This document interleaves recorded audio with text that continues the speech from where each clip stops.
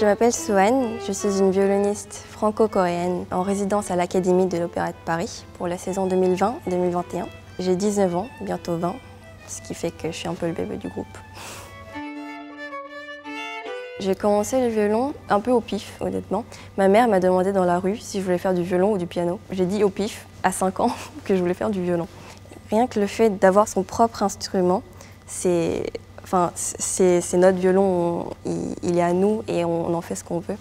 Et c'est avec lui, en fait, on crée le son avec l'archet. Il y a quelque chose de magique dans rien que le fait de sortir un son. La première fois que j'en ai fait, c'était waouh. J'ai un grand faible pour les compositeurs romantiques et post-romantiques.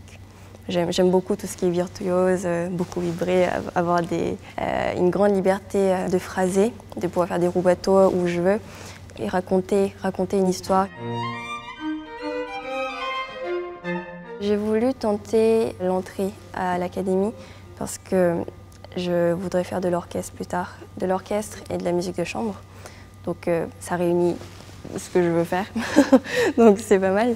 Et oui, je voulais rencontrer des gens, beaucoup jouer et avoir une expérience d'orchestre professionnel parce que j'en ai jamais eu. Et jouer avec les membres de l'Orchestre de l'Opéra de Paris, c'est assez exceptionnel. Juste le fait de jouer en ensemble avec plein de gens et construire un son de musique de chambre mais avec un grand orchestre, c'est trop bien pour moi.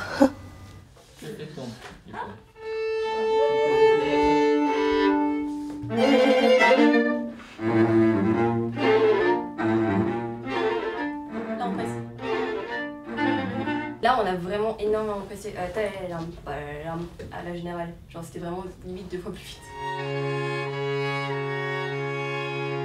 Pour le moment, on n'a pas pu rencontrer beaucoup d'artistes de l'Orchestre de l'Opéra à cause de la situation sanitaire.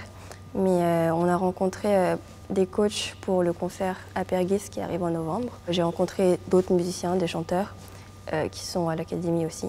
Et on attend de voir quand est-ce qu'on pourra jouer avec l'orchestre.